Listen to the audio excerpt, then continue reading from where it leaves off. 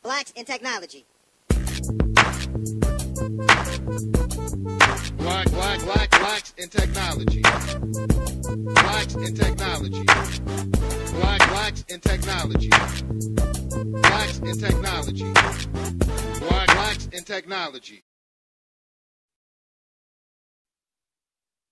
Welcome, everybody, to the 57th episode of the Blacks in Technology Big Tech Talk podcast. I am your host, Greg Greenlee, and Ayori. You've never done it that way before, Greg. You called me off guard. I know. I'm sorry. I should have warned you. I should have said, hey, we're going to, I want to do it like that because I always I don't like, I want to share this, and so I don't want to be, I want to be the person that does that. But anyhow, Greg Greenlee and Ayori. You can check us out at www.blacksintechnology.net. Also, check us out on Twitter. You can follow us at blackintechnology, and that's BLKINTECHNOLOGY. Also, check us out on Facebook, like our page. That's www.facebook.com/blacksintechnology. There's also a LinkedIn group under Blacks in Technology, so you can just do a search for Blacks in Technology. You'll find our LinkedIn group. And if you are wanting to pose any questions to our guest tonight, from Twitter, use the hashtag BigTechTalk. That's BITTECHTALK, Big Tech Talk. Who is Blacks in Technology? We are a tech-focused community and media organization focused on increasing diversity in technology. Our mission is to increase visibility, participation, and change the perception of people of African descent in technology through community-focused activities, events, and media. Blacks in Technology is stopping the divide by establishing the blueprint of world-class technical excellence and innovation by providing resources, guidance, and issuing a challenge to our members to surpass the high mark and establish new standards of global innovation. Our goal is to enable our members the opportunity to surpass current standards of excellence and establish new standards of global innovation via mind sharing and collaboration efforts. Our team is focused on forming new partnerships and opportunities to assist you with your continued professional growth and development. If you want to partner with us, if you want to partner with Blacks in Technology, send us an email to partnerships@blacksintechnology.net. For any general inquiries, send us an email to info@blacksintechnology.net.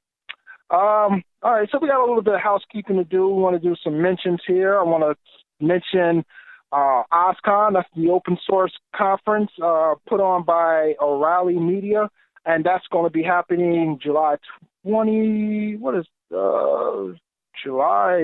through the 14th. That can't be right. That'll be going back in time. So now I have to look it up. No, July, not June.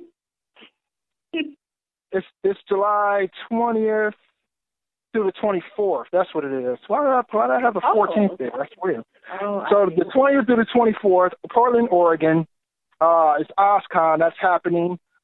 Big open source conference, one of the biggest in the nation. And we also we have a code for that, BIT20, BIT20, if you want to get 20% off the admission. We partner with O'Reilly Media to offer our members that discount. So BIT20, you want to go to OSCON, it's in Portland, Oregon, use code BIT20 and you'll get 20% off admission. What else is going on, Ayori? What else is going on? Yes, We Code is going on. So keep a lookout for the hashtag YesWeCodeHack because Kino is hosting another hackathon focused on the mission of getting youth of color to code.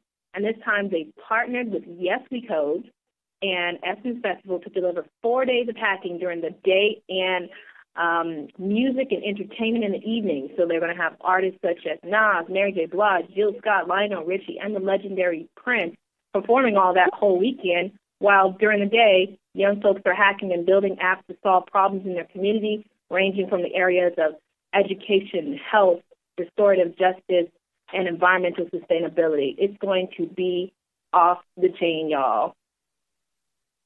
So definitely check out the Yes We Code Essence Festival, which Blacks in Technology is a community partner as well for that. Just want to plug that, throw that mention in there. I also want to mention FaucetCon. It's another open source conference that's going on in Orlando.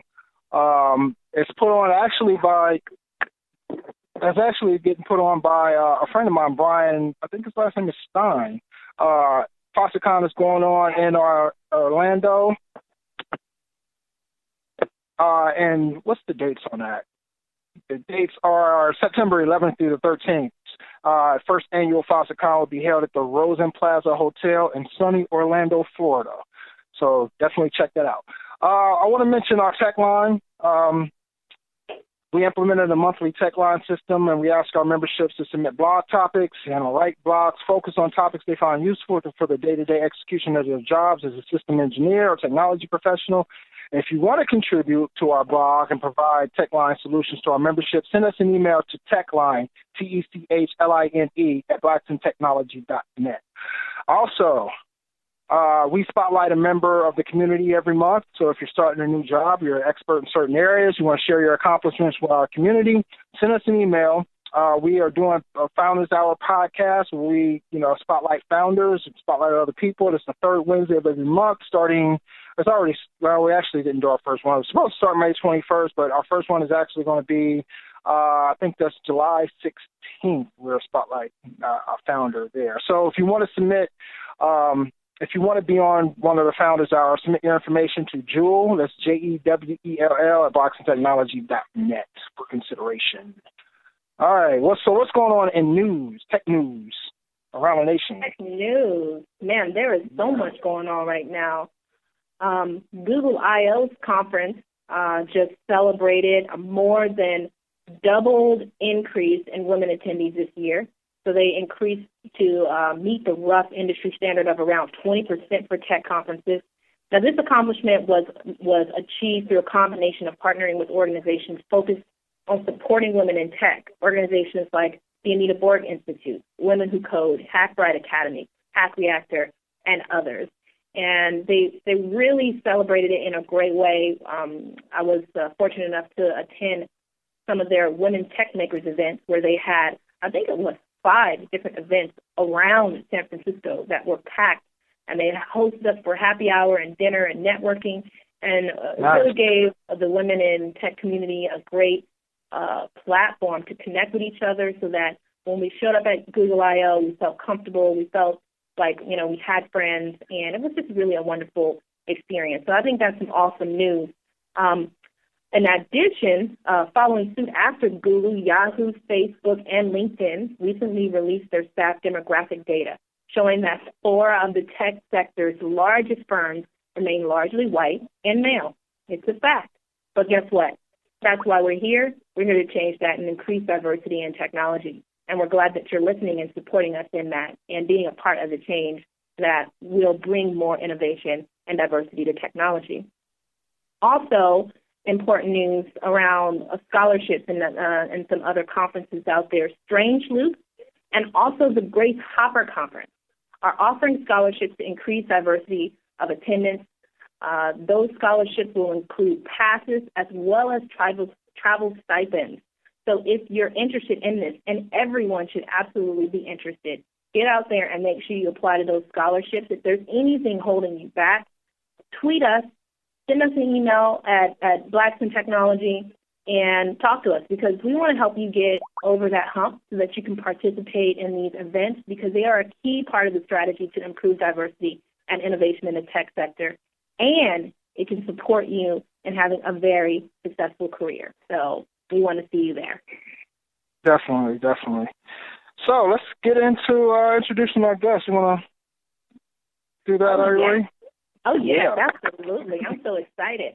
So Leah McGowen-Hare is joining us today. Now, this woman is, I'm just going to read from her bio a little bit here because she is an incredible person, and I don't want to mess this up. So Leah McGowen-Hare is an accomplished and dynamic master technical trainer with Salesforce.com.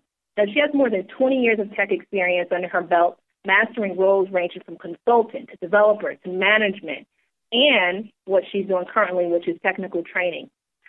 She's been a top Dreamforce trainer since 2009. Dreamforce is the largest technology conference in the world. Just check her accolades on Twitter. People are always talking about her. She's a wonderful person. I love tweeting her. I love it when she retweets my tweets. She's really an inspiration to communities of color through organizations such as Life Course, Girls Who Code, and Black Girls Code.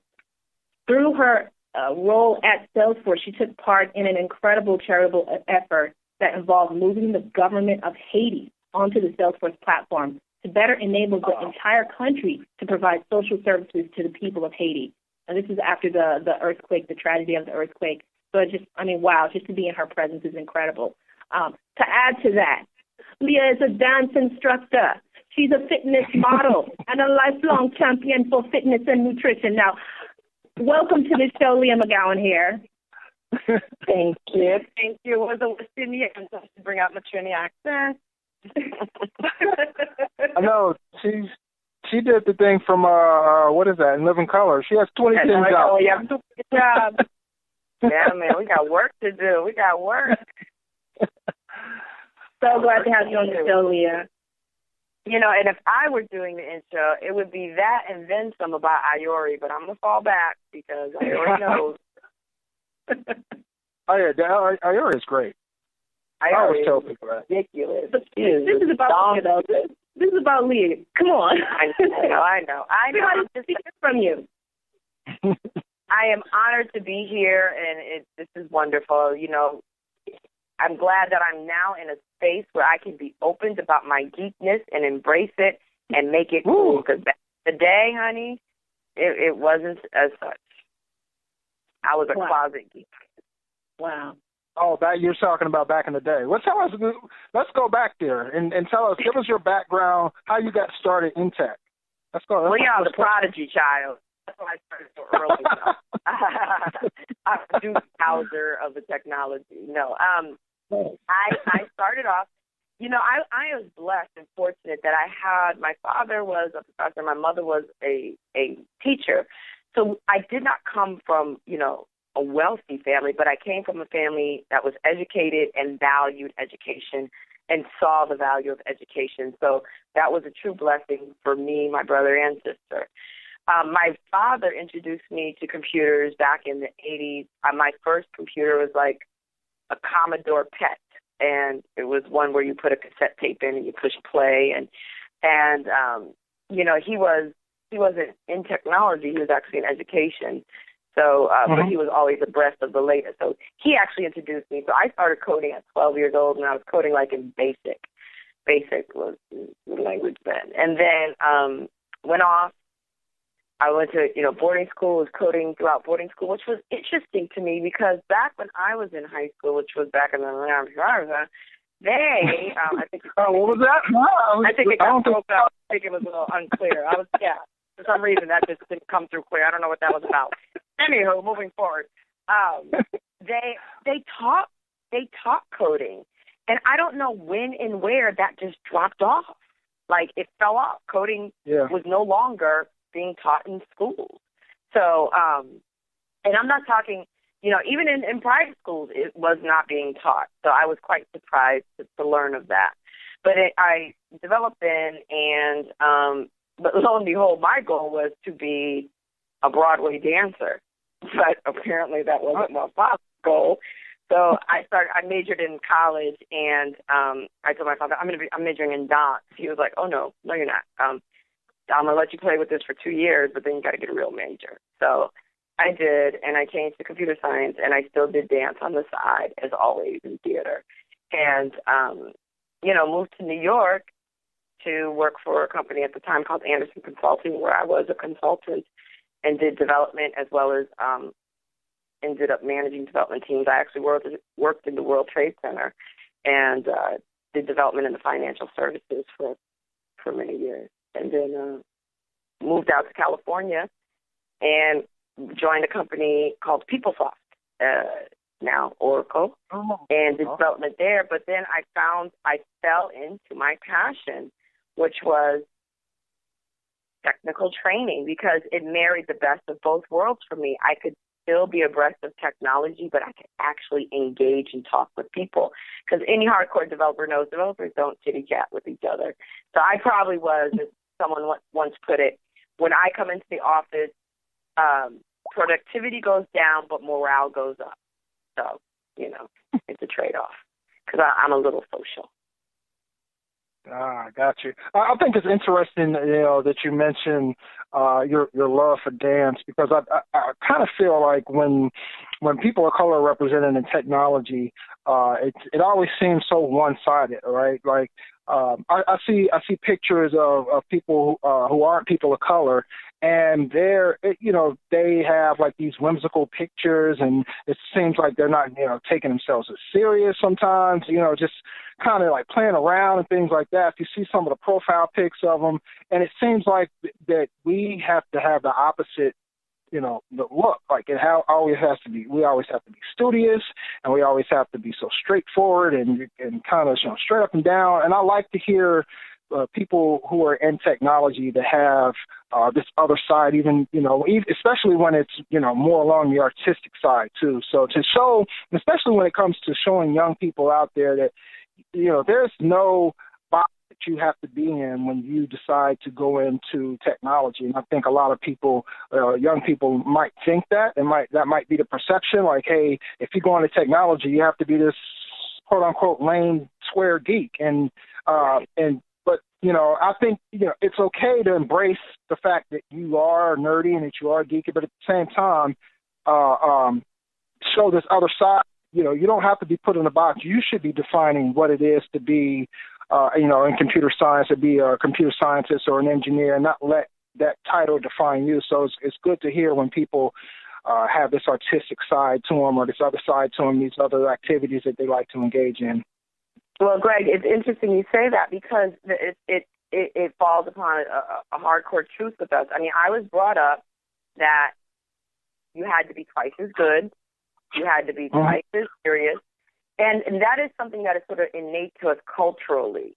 And when you go into these environments, and it was true for when I entered corporate America back then. I'll never forget when I was sent off to St. Charles, Illinois, to Accenture's training center out there. And I looked at the walls of the founding fathers, and I was like, what the heck am I doing here? Because it was all old white men, and here I was, this chocolate girl amongst many others that, other people that were there. I was probably there was one other gentleman who was from South Africa, a black gentleman from South Africa, but that was it. And, you have this feeling like, okay, and then we also sometimes carry on our shoulders, we got the weight of the world. I've got to represent not just me, but my people. I've got to, I can't be in here, lollygagging. I've got to represent it. My forefathers have fought for me to be here. So you have that almost built into your DNA. So you're right. We're not going to be in there all whimsical and, walking in with flip-flops and, like it's our home, because it is not. And you have to, and you realize every day that there is only one of you. So there's so many people who can tell stories. When they first saw me come in, I know there's one developer when I worked at PeopleSoft, and there's several people at Salesforce. When I first joined any company, my head is down. I am studying the landscape. I am very serious about what I'm doing. I'm very, very serious. It's not until I have shown my credibility that I begin to loosen up. That's just how I go. Yeah. I have one who always tells the story. She's like, I saw her walk in, and she had this suit on, and she was all serious, had her hair pulled back, and, I was like, wow. So then a year later, I was like, oh, okay, we were all sold something different. But it just, before you get comfortable that you can literally let your hair down, at least for me, that's kind of what works for me. Nice. That's awesome. So just switching topics just a little bit to talk a little bit more about the world in which you work in the profession and the technology around that. I'm curious what your opinion is around cloud computing and, really what's made that cloud computing take off so much as it has. Well, I've seen sort of the evolution of computing and go through many different stages and evolve and constantly be evolving. When I started off, it was mainframes, and, you had the black screens with the green letters or orange letters, and you had batch programming and online CICS. And, boy, I remember us development teams, we would fight over who got the online, because that was the coolest piece, to do the online work. Nobody wanted to do the batch programs, right? So, that's we have the green letters showing up, and it was pretty fancy for us. It was terminal, computer, whatever. And then you moved over to, client server, and then it was like, oh, my gosh, look, there's color. Wow. Now you can have all these crazy UIs, and, oh, look at these animated GIFs, and, oh, it just got crazy, right? And then it was like, okay, we need to pull in usability. Somebody's studying user interfaces. So that took off for a while. All these great, people invested in these, companies invested in these usability testing labs to see how the user interfaces were effective or they weren't. And they would, have people volunteer to come use the software, and they'd watch them study it. It was really interesting. And then, that then moved over into, the web, where you had these web applications and hosted solutions, which was on a conceptual level very similar to cloud computing, but not necessarily the same depending on the architecture behind the cloud computing. Whereas people would sell themselves off as cloud computing, and really it might have been a hosted solution where, in essence, instead of me housing my server, you're housing my server, and I'm still paying for the full-on server, the full-on database, even utilizing all of that. So that's more of a hosted solution. So then learning about the whole cloud computing when I joined Salesforce was really, it was like, my analogy would be like learning an exercise that used a part of your muscle you've never used before. And it's like, ouch. That was me using parts of my brain that was like, what? Wait a minute, that does not compute. How does that work? I really had to the way that I thought. I had to stretch the way that I was introduced to developing.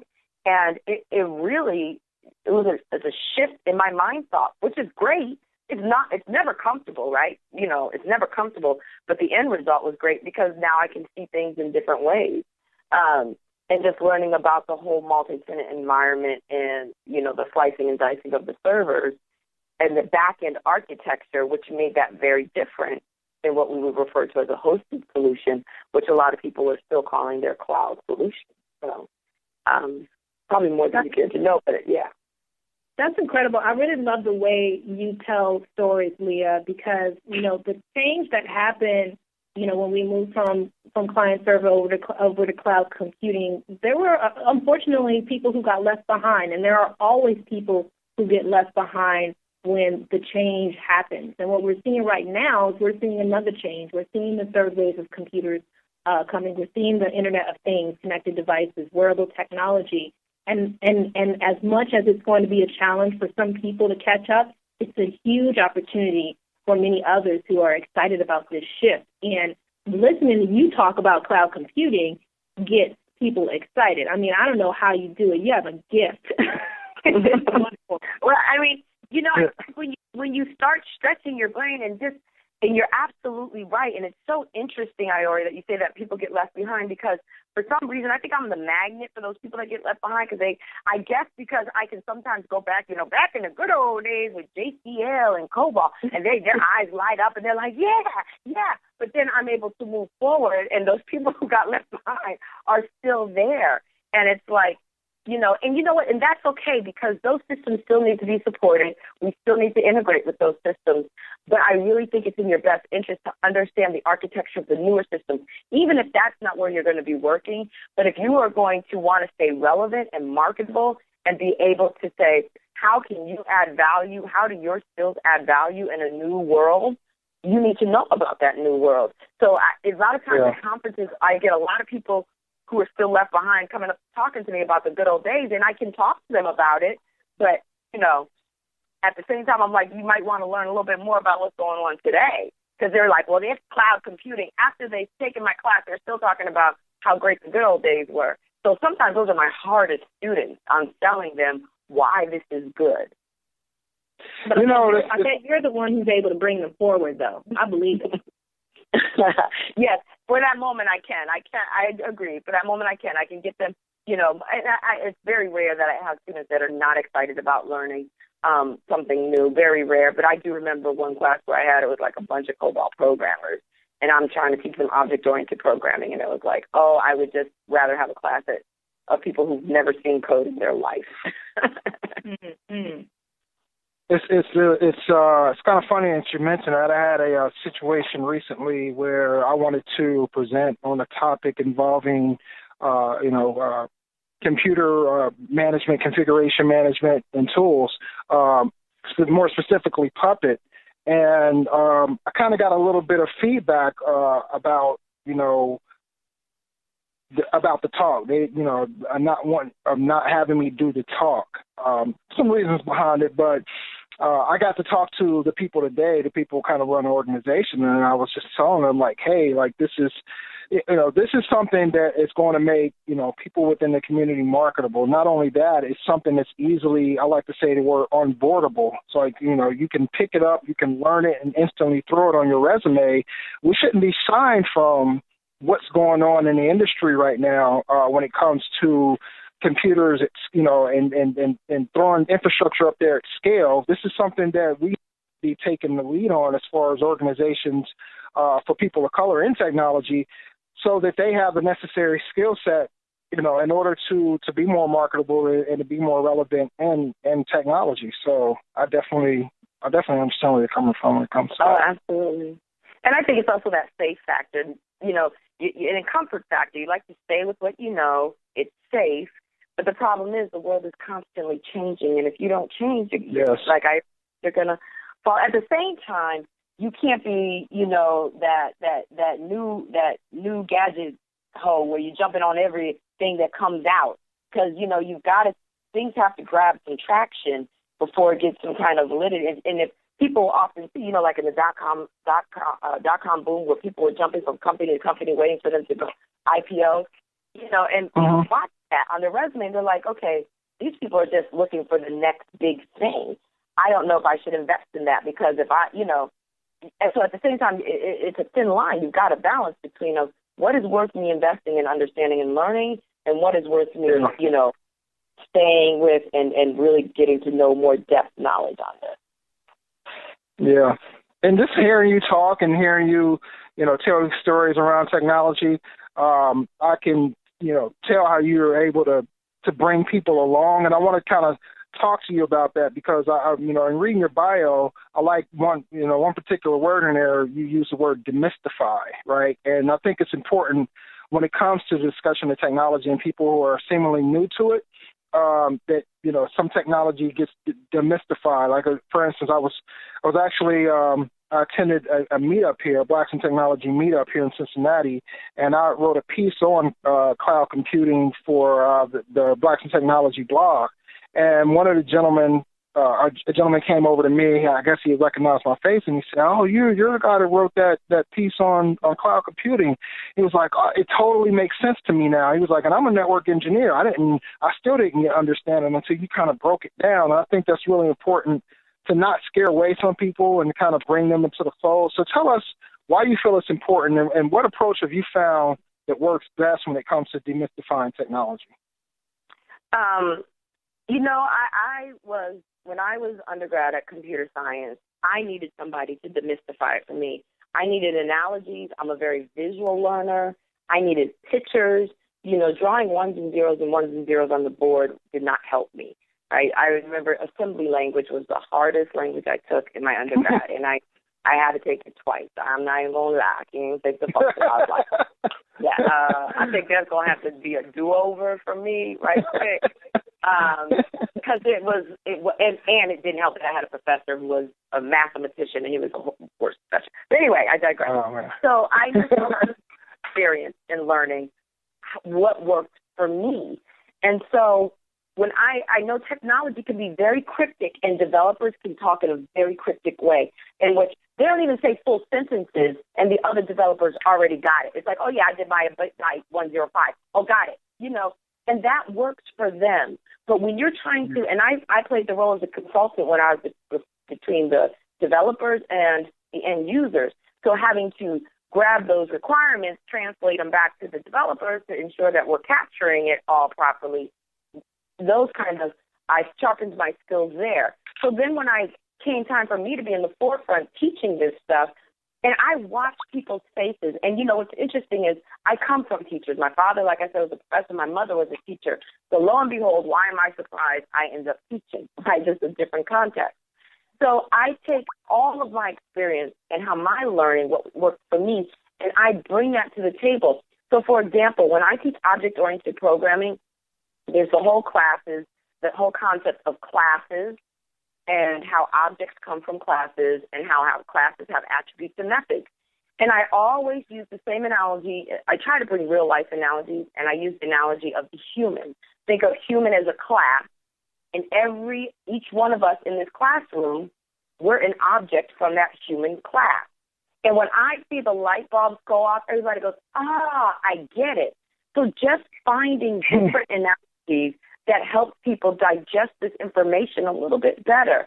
I want them to walk out with a positive learning experience. I'm not there to show them how smart I am. I know how smart I am. But the key is for them to walk away feeling empowered and learning. I have taken many development classes, computer science classes, where the instructor was just pontificating and basically showing us how smart they were. And I would walk out of the class feeling like, oh, my God, they are so smart, and I know nothing about what they just said. This is not meant for me. I remember thinking, that is not an empowering learning experience. The learning experience is taking the information you know and being able to translate it so somebody else is able to walk away feeling empowered. What's the point of me walking around feeling all empowered if I can't empower other people? I just don't understand that. That does not compute for me, right? So I will try, when I'm delivering classes, if I see one way is not working, I'll try a different delivery mechanism. I have drawn 6 people on my whiteboard and say, okay, this is such and such. And this is the grandfather, this is the child record, and I draw a child there. And this is another child, trying to get the concept of parent-child and traversing parent-child relationships, blah, blah, blah. I will figure out a visual to go with it. I have drawn visuals for what does memory look like, and when you instantiate an object in memory, what does that look like? Here's a picture of it. So I work a lot with visual aids. I just feel like everybody learns differently, and you have to, it's harder as an instructor to have all these tricks in your bag, because, a lot of times instructors want to, like, this is how I deliver, you have to assimilate to it and get it or whatever. And that's fine. But for me, I rather spend my energy in trying to figure out, okay, that didn't work. Okay, let's try this. How about this? Because I can see everybody learns differently, and I learned that in my grad studies. Some people are kinesthetic learners, some people are audio learners, some people are more visual learners. So you just kind of have to figure out what your audience is and try your best to accommodate that. Thank you, Leah. Thank you. Bravo. If you've just joined us, you are listening to the Bit Tech Talk podcast, and we're talking to Leah McGowen-Hare, Master Technical Trainer at the most innovative company in the world, Salesforce.com. If you have questions for Leah, tweet them to us at #BitTechTalk, and we'll get them answered on the air live. You just heard Leah talking about her methodology for demystifying technology with the regular layman. Oh, you just dropped a line. I should drop a beat. Methodology. I just a D. Ashe. Snap, snap, sister. Spoken words right there. So, when it comes to getting more diversity in technology, I'm going to take a little bit of a deeper kind of tone with this one. When it comes to getting more diversity in tech, tell us about the role that you play in enabling this. Well, honey, just when I walk in the door, I have enabled it, right? Here I am, black and female, and there there we're diverse. There we go, right? And when I first entered corporate America, I had, I was already fighting the power, right? I'm like, fight the power. I remember this is how crazy I was. I would not conform to wearing a suit, right? And I was working for Arthur Anderson Consulting. And I wore a backpack because I was not going to carry a briefcase, okay? Yeah, so I'm not going to do all that. And I'll never forget, I went to my first meeting, and it was a diversity meeting, and there I was, the one with the red jumpsuit on, short jumpsuit with orange toenail polish on my toenails, and with my backpack. I'll never forget, it was like a suede backpack. Here I am asking all these questions, and I'll never forget, the woman who is one of my best friends to this day and is my mentor, Nelly Borrero, who is a partner at Accenture now, looked at me and looked at the person next to her and said, who made that hiring mistake? And wow. Yes. She scooped me up and she said, listen. And she was my mentor ever since. And she told me that, Leah, you have great ideas, you have great thoughts, you're a brilliant mind, but you've got to know how to navigate corporate America. Nobody's going to hear your message when it's couched in such anger and such hostility. So she really helped me craft my message and my persona in a way that was more digestible to most people. Because I was coming in looking for a fight, just looking for a fight. Just, why is no black people here? Okay, you need to calm down. So I used to be this hardcore, and then I figured out, I've got to learn to work within the system if I want to see change in the system, if I don't want to be isolated out myself, if I want my viewpoints to have any validity. I've got to learn to not just require them to be diverse, but I, as an African-American woman, need to be diverse in my thought patterns, too. My mentors need to be somebody completely opposite of me at times. One of my best mentors and friend taught me how to negotiate. It was a white guy. He taught me how to negotiate. He was like, that is unacceptable. This is how much you asked for. When I went off and did my own consulting for a few years, he's like, this is the price. This is what you asked for. And when my other friends were like, they didn't know. They're like, girl, that sounds good to me. Whereas he was like, oh, absolutely not. You need to ask for more. So I think it's in our benefit, too, that we need to be diverse in our groupings to really be able to navigate these walls of corporate America. Now, in terms of getting these numbers up, I, too, have read the numbers this week, and it was really disheartening. It was really disheartening. I was really disheartening. That's all I can think of. It was really disheartening. And I thought, well, what can we do? What is it that we can do? And I know, and I have to believe, and color me naive, but the company's intentions are good, and they don't want these numbers. This is not this isn't what they aim to be. However, as many know, I believe Silicon Valley companies, all of them, mine included, they all really wanted to pride themselves on being meritocracies. We hire the best talent regardless of race and ethnicity, but they never took into consideration the unconscious bias that's prevalent, right? So, and like I said, I did an interview with USA Today, and I think it just came out tonight, that if companies want to incorporate diversity, you have to be intentional about it. It does not just happen. It does, it's kind of like if you want to get in shape, it does not just happen. You have to put that work in. You have to be intentional about the workouts you do. You have to be intentional about the food that you take.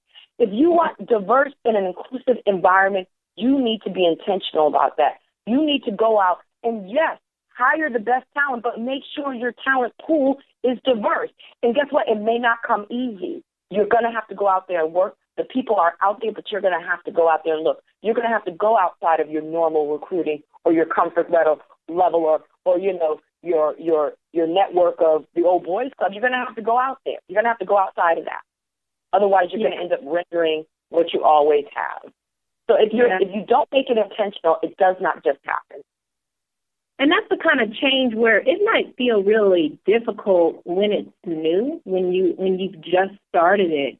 But I expect it to be something that's just like a muscle, that once you've started exercising it, the muscle gets stronger and it becomes more natural, and it even starts to feed itself. Your efforts start to increase upon itself exponentially. What do you think? I agree. I like that analogy. Yes, absolutely. Now, we do fall off from our exercises from time to time. Got to have a buddy be like, hey, this hiring pool coming in isn't looking so diverse. What's happening? Oh, right. You know what I mean? So we do have to have our checks and balances in place. Now, let me just go on the record, and everybody who's listening, hear me loud and hear me clear. I am not saying go out and hire someone just because they're African American or just because they're a woman. you are doing yourself a disadvantage and you're doing that person a disadvantage. That is not the point at all. And that would backfire in the long run, right? Nobody wants to be hired for that. People want to be recognized and acknowledged for their talents and their skill set and their tenacity, regardless of race. I'm saying make sure your recruiters are working hard to provide you diverse candidates, qualified diverse candidates. It's really, that you have to be intentional about it. It's not going to just happen. I think you might be the most impassioned guest we've had on the show thus far on this topic. I agree. Yeah, I agree.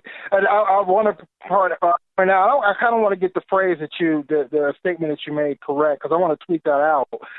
You said something about we shouldn't, just require, not only should we require orgs to be diverse, but we need to be diverse in our thinking as well. Is that kind of... Absolutely. We always want to point the figure. I think that's perfect. You need to befriend people who don't look like you at work. You need to get mentors that don't look like you at work. You need to open up your mindset too. I think sometimes we think, well, we already live in their world. We know all about them, but we really don't. And as soon as you put that thing that you know everything, you're not going to be open to learning other things. Snap, snap, snap. I'm just saying. No, I think that's really important. I think that gets lost in the conversation quite often. Yeah. There's responsibilities on both ends. Don't get it twisted. There's responsibilities on both ends. And another responsibility we have on our end, and Ayori has made me accountable, thank God. I call her like the Angela Davis of Salesforce or the Harriet Tubman. She's going to make sure we are all accountable in that company, as she should. And, there's times when I'm slacking where I don't want to participate in things. I'm like, look, I got to go home and take care of my kids. I got stuff to do later for all that. But you know what? We do have a responsibility. And, I think it's important that we, for those of us that have walked into the doors, that we make sure we expose and we connect with the youth in whatever way it is, whether it's working with nonprofits or whether it's bringing your own kids and your kids' friends or whatever to your job and exposing them. It's a point that you make sure you're exposing the youth, because they are not going to believe, if they don't see themselves represented there, they truly feel like it's not a place for them. And we are there. We're not large in numbers, but those of us that are there have a responsibility to make sure we connect with the youth to let them know it is viable. It is a viable option for you. Mm-hmm. Yeah, and we got some, we want to get into that as well, talking about the kids and later on in our questioning. But I want to talk about, we talked a little bit, we touched a little bit earlier about, activities outside of tech and showing this other side of yourself, being a person of color in tech. So I kind of want to talk about, you're really into health and fitness, and can you share a little bit about that aspect of your life, what got you into that, and some of the things that go along with that side? Oh, sure. I mean, I think everybody. I mean, we're all complex individuals. Nobody is just straight up black and white, right? I just sit in code, blah blah. No, there are so many. We all have many different complexities to us. For me, like I said, my passion, I grew up watching Fame. I just knew I was going to be Irene Cara. Then I was going to be Flashdance. I had my ripped shirt, my headband. I forgot my headband and leg warmers. I'm ready. Whenever you're ready, I'm ready. I even auditioned to be a fly girl, lo and behold. And I was told by Jennifer Lopez, you can dance, but you don't have the look. Next. I was like, okay. Well, wow. Yes. So, but it never killed the passion. Just to let you know, I'm throwing out all my Jennifer Lopez CDs right now. No, don't do it. No, but it wasn't Jennifer Lopez. I don't have Jennifer Lopez CDs. It was Rosie Perez. It was Rosie Perez. Oh. Wow, Rosie was feisty for Rosie. She said, you can dance, but you don't have the look, okay? Next, they were looking for somebody Latina. And I was like, listen, you don't know. I could be Dominican. You don't know what diaspora I come from, okay? I could be Latina. Anywho, we got it all in us.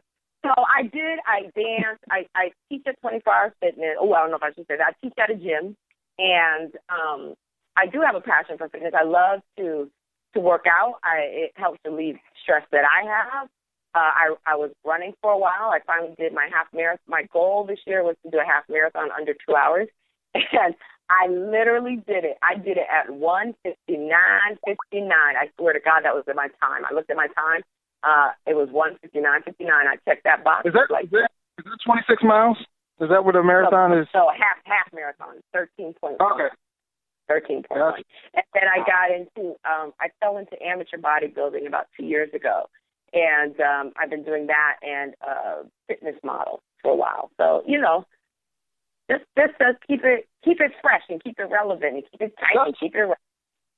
Yeah, that's hot. I mean, because, and I attend quite a few, or I have attended quite a few, technical conferences, and it seems like sometimes people, some of the participants are, I guess their thing is to kind of buck the system, and I don't have to be,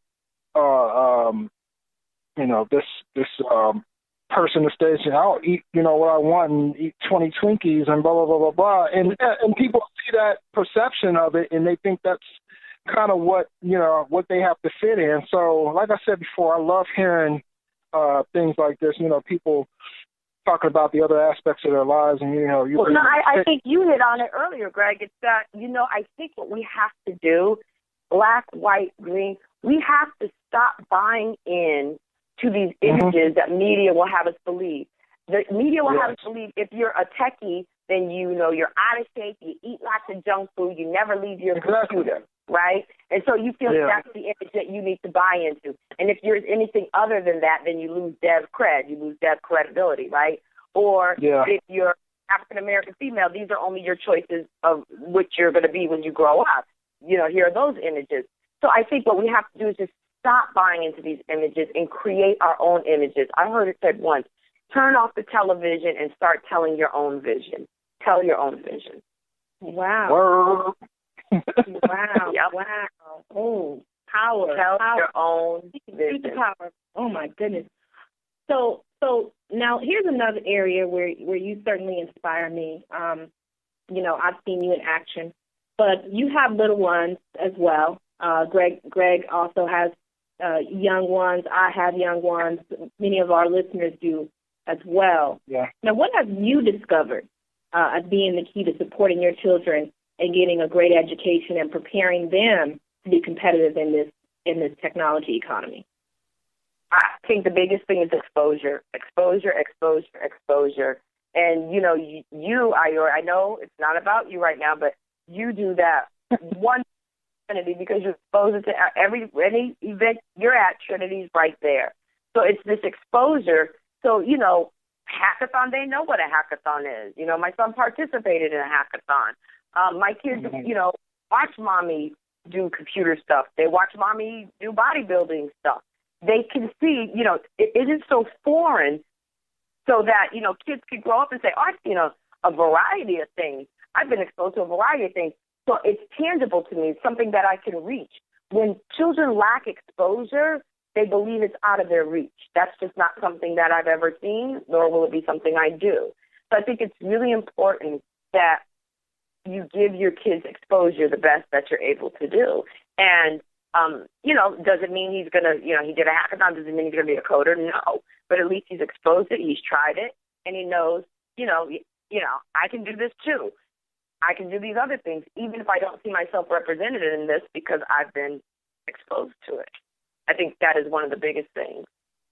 Yeah, and I want to step even just a little bit further away from the tech topic because I know there are things that you're instilling in your children aside from the tech piece that's making them so strong. Your children are just brilliant. So can you talk a little bit about that as well? First of all, there's just no way I couldn't do it without my husband. Definitely he is just as much responsible for their success as they are for their own. And I think, the whole parenting and, the making sure we're both active participants is key.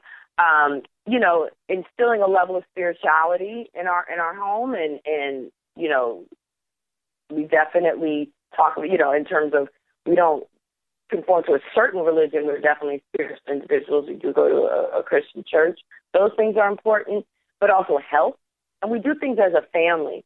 Like now we're doing weekend hiking every other, I think my daughter negotiated something else. So every other weekend, she said we have to create a pattern. So one weekend hiking, the next weekend beach. One weekend hiking, next weekend beach. So we definitely, we stay together as a family and really appreciate family time and do family things.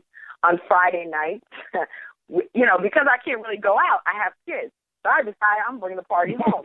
So on Friday nights, we have dance parties. I bought a little strobe light. I get a little playlist together, and we dance. I taught them Soul Train line. I made them watch Soul Train on YouTube so they could see what Soul Train looks like in the Soul Train line.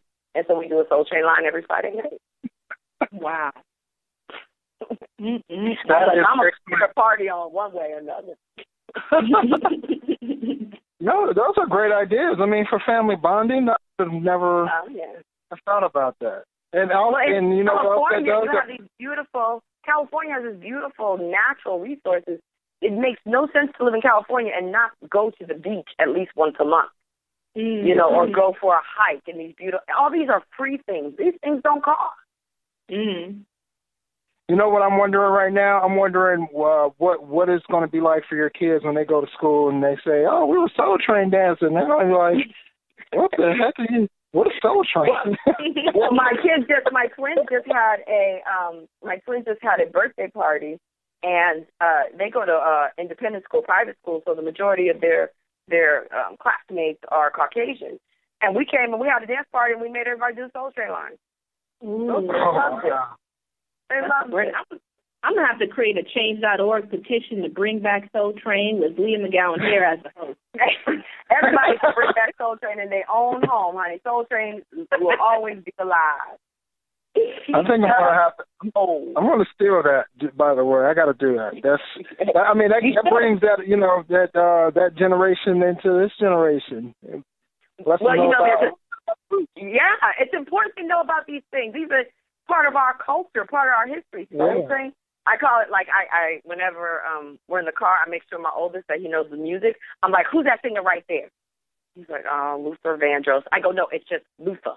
We just say Luther. It's not Luther Vandross, it's Luther. I go, okay, now who's that? He goes, Stevie Wonder. I was like, okay, these are all important things. Rites of passage. Yes. And, there's a new show coming out in the fall called Blackish, which is a kind of like, trying to instill that culture in your kids. So it's the things that we sort of took for granted growing up with that some of our kids just don't see, like double dutching. Yeah. My kids. Oh, wow. Yeah. Hello? Yeah, I'm here. Oh, okay, I'm sorry. Kind of cut out and not. Sorry. No problem. So it's a great discussion. So let's I kind of want to shift gears and talk a little bit about kind of career specific question here and for technology, because you've been in technology for over 20 years. Obviously, you've been successful and staying relevant. So what are some of the keys to your longevity, and how do you stay relevant? When Ayori has mentioned, when the technologies come off, some people don't change with the technology and fall to the side. I remember almost being at that point. I was holding on to the technology that I knew was the most relevant at the time was PeopleSoft, but I knew that was falling off soon. I mean, it's still out there. And I was at a crossroads with my career where I could have went with one job and kept with my PeopleSoft knowledge and stayed with that. Or I could have taken, which I did, the Salesforce job, which was this new innovative platform. So I think for me it was taking the risk and leaving the comfort of what I knew and coming on board to a company that was more a newer technology to my mindset. And it was like I said, it was really, really hard for me to learn it.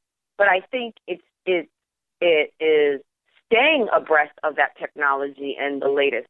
Now, like I said, sometimes stuff comes out and you have to wait for it. It's kind of like when a software first comes out, you don't buy the first version because you want the bugs to come out and see. The same thing before you jump onto technology. How quick should I know about this? Do I need to wait a moment to see how this takes off?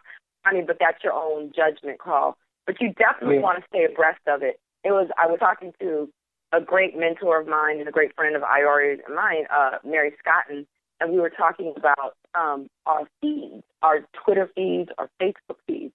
And I said, you need to be conscious of what that feed. I said, it's called feed for a reason because it's feeding your thoughts and it's feeding your mind. So what are those feeds coming in? Are you being, are you being fed the same information you always knew, right? And it's re-solidifying stuff that you've always known. Are you following people that think differently? Are you following people that think negatively? Because those thoughts are feeding you indirectly. So I said, every quarter I do a cleanup of my feeds, and if I find people aren't adding value, I unfollow or I unfriend or unsubscribe, because I need to know that what I'm taking my time to read and look at is adding value or helping me stay relevant. So a lot of times, like my Twitter feeds and my Facebook feeds are things that are helping me grow and stay relevant first and foremost as a person, and then more specifically in technology. I think that's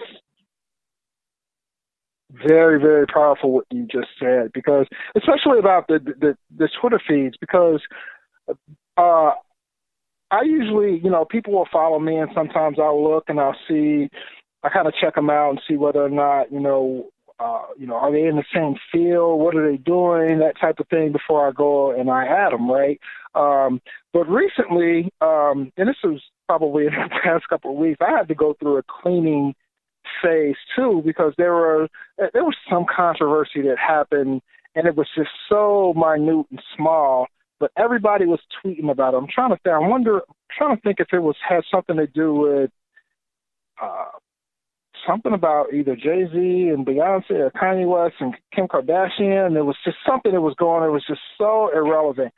And everybody that tweeted anything about that, I removed them. Like, no, this is not what I want in my feed, right? This is not anything that's irrelevant to me or anything that I'm trying to accomplish at all. So if you are tweeting about Jay-Z and Beyonce's controversy, it was about the salon controversy. Oh, yeah, they didn't have in the elevator. Yeah. Yeah, anybody that was, and I try to follow, quite a few tech people, or mostly tech people, really. And it was like, oh, you're talking about that? And you make it a big, nope, click, unfollow. That's not the type of stuff that I want to hear about in my daily feed. And so I think that's real important that you mention that, and people out there as well can take heed to that as well. Like, this is, you want to, if you're going to have like a feed like Twitter, you want to be, you want information coming in that's going to be relevant, that's going to help you grow as a person, and not, all the nonsense that's going on out there. So right, and that is for you to judge what that is going to be. I mean, exactly. It's like with any analogy. When you choose food, you choose food that's going to feed you in a healthy, nutritious way. Yes, sometimes we choose some bad food. So, yes, you can go visit some bad sites if you want it from time to time. But you have to be very conscious about what you're feeding into your body, right? You have to be very conscious about the thoughts that you're feeding into your mind when you read this stuff, because it does have an impact. I agree. So that's one of the ways I try to stay relevant, is ensuring that I'm following innovators and people that are relevant and in the know. Some people are just all over the place so fast, it's so hard for me to stay abreast, but I definitely I'm not in the fast lane, but I'm not in the slow lane. I'm sort of in the middle lane. So if you're listening and you're wanting to know what you need to have in your feed, you definitely need to have Blacks in Technology in your feed. Absolutely. So make sure you add Leah to your feed, and then also follow who she follows, because she's got it going on. I better go clean up house right quick. Don't follow my cousin Ray. He does a hot mess. I don't know what and I do not subscribe to that. That's so funny. So before we jump out of here, is there anything else that you want to share, you want to tell people about? anything that's going on with you, any events? No, I mean, I just think I want to take a minute to pay homage to both Greg and Ayori for doing this. I mean, there aren't too many of us out there doing this. A lot of people are talking about the problems, you know, the lack of diversity in technology, but here you all are taking actions to help, you know, demystify that and change that fact that there aren't that many, but trying to get the word out and trying to educate and being a resource for many. So I just want to make sure that, you know, you all are acknowledged for that, and I do appreciate that. Definitely. Thank you. Thank you a lot. So before we jump out of here, we want to do a quick lightning round. We did this on our last podcast, and I, you know, kind of like it. So we're going to continue the trend. We're going to do a lightning round. You want to do a lightning round this time, Ayori? Yeah, let's go through it. It's fast. All right, let's do it. It's like lightning. Kick it off, Greg. Oh, you want me to kick it off? Okay. All right. So, first question of the lightning round. Mainframe or cloud computing? Cloud computing. Woohoo. Cake or ice cream? Where did I get that question? Cake. Cake or ice cream? Cake. That's actually a good question then. STEM or STEAM? STEAM. STEAM. The artistic side, yes. iOS or Android? Android. Woohoo! Another Android fan. Star Trek. Go ahead. I have both of them. Android. Oh, okay. Star Trek or Star Wars? Kirkland. I need that. Kirkland. Kirkland. I have to include Kirkland as one of the choices next. Star Trek, Star Wars, or Kirkland?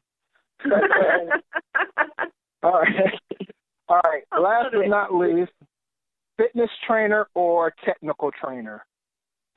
Oh. Yeah, I knew that would get you. Teacher. All right. Whoa.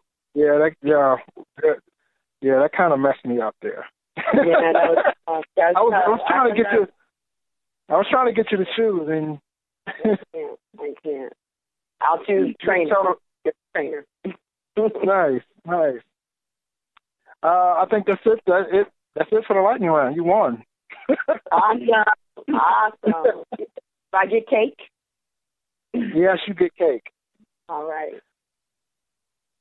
So, Leah, we're going to wrap. Yeah, definitely. This was a great podcast. I definitely want to thank you for joining us here tonight on the Big Tech Talk podcast. And thank you, Ayori, for getting Leah to come on board and talk to us. This is great. Yeah, Ayori, and let us know how it's going down there over at Google I/O. I know you're down there representing, so. Oh, yeah, it's going great. Folks, check out the videos from Google I/O. They are all posted online, available for everyone to listen in. Lots of great announcements from Android Wear to Android Auto to new technologies around stories and art and communication and visual, virtual reality. Everything that you can imagine are in those video releases. So make sure you check them out. There is a blog on blacksintechnology.net that links you directly to the videos. So make sure you check it out and share it on Twitter. Definitely. And Lee, before we leave, can you go ahead if you want people to follow you, or how can people get in contact with you if they want to get in contact? I have a Twitter account. I'm getting better at checking it and posting more regularly. It is at Leah BMH, at LEHBMH. Yeah, that's my Twitter. Don't expect a whole lot of, mind-boggling thoughts coming from me, but I do a lot of great retweets. The retweet queen, this is. I'll take that title. Well, thanks again, Leah, for joining us, and we got to have you back on here and talk more tech. All right, definitely. You guys are great. Keep up the great work you're doing out there. Thank you, and thank our audience for listening, and tune in next time for the next Big Tech Talk. Thank you. Take care. Blacks in technology. Blacks in technology. Blacks in technology. Blacks in technology. Blacks in technology. Blacks in technology.